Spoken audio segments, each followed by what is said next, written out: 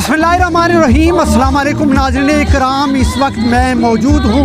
Hazira rest house में, जहाँ पे आज पाकिस्तान पीपल्स पार्टी आज़ाद कश्मीर हल्का नंबर 2 के ज़ेर एहतमाम पाक अफवाज से इज़हार यकजहती के हवाले से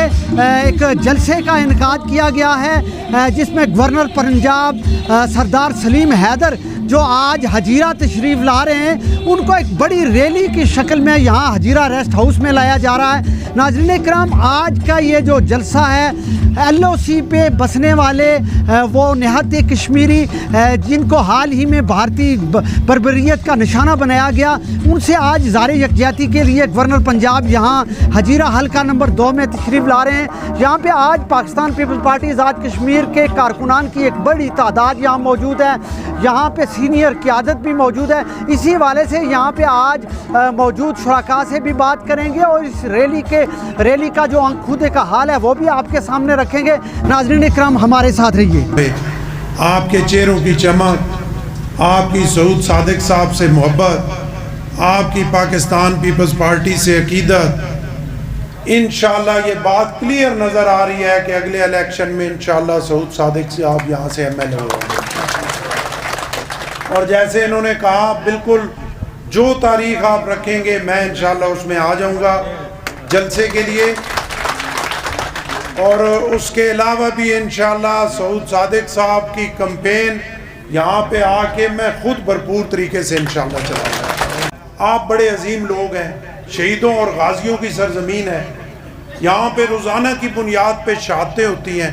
रोज़ाना की बुनियाद पे हमारे शहरी जो है वो ज़ख्मी होते हैं, लेकिन आपके जज्बे में, आपकी पाकिस्तान से मोहब्बत में, आपकी दिलेरी में, आपके वक़ार में कभी कमी नहीं आई।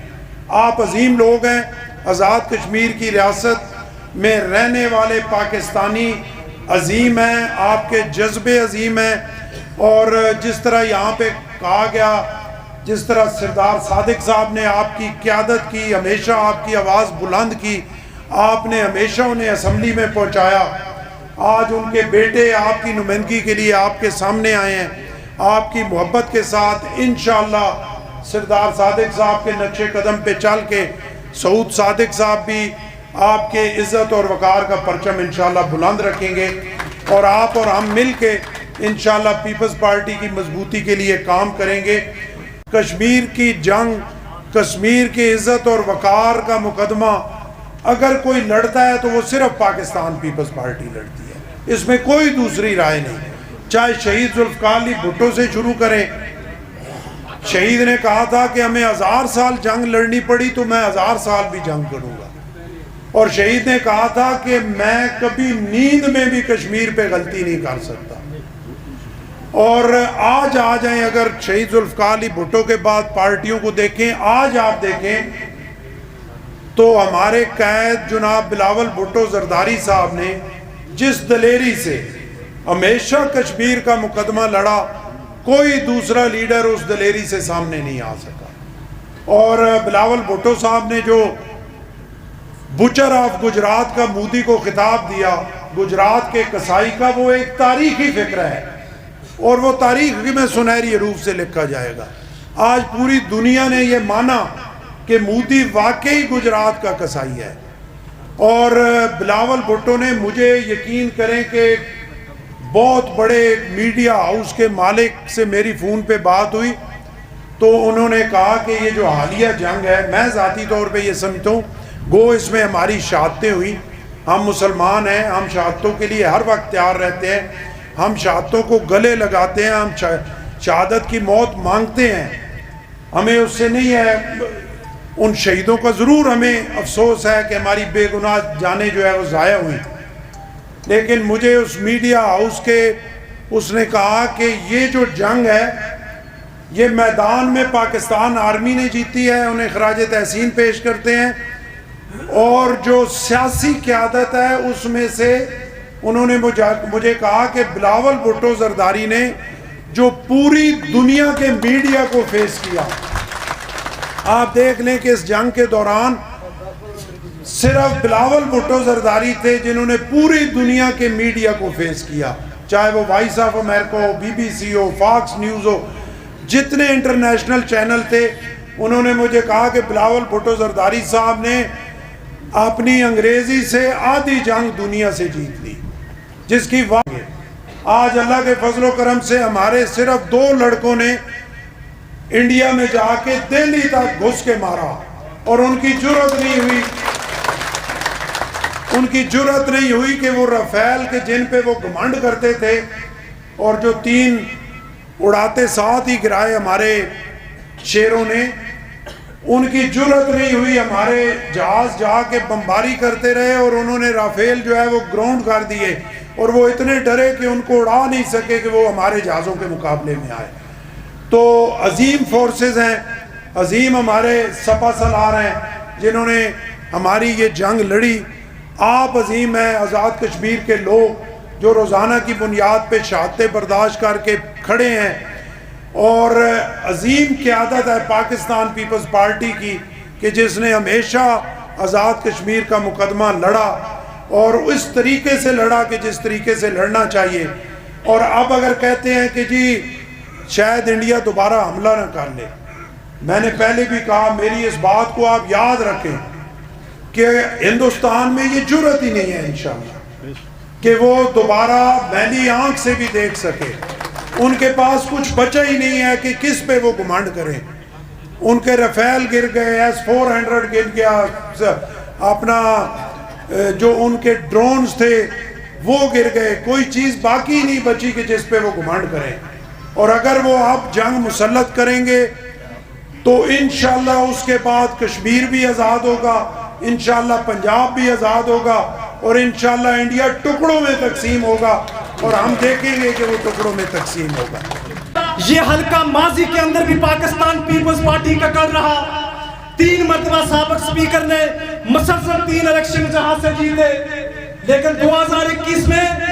ہمارا الیکشن جو ہے وہ 400 سے 500 ووٹ سے رہا، اور یہ ہم سمجھتے ہیں، اس حلقہ کے ورکر سمجھتے ہیں، ہماری پارٹی قیادت سمجھتی ہے کہ وہ مینڈیٹ جو ہے وہ پیپلز پارٹی سے چرایا گیا ہے۔ سے کچھ دن پہلے جو پاک بھارت کشیدگی تھی، میں اس کشیدگی کے بعد پاک افواج کی جانب سے پوری پاکستانی قوم کو، آزاد کشمیر کے اندر بسنے والے لوگوں کو،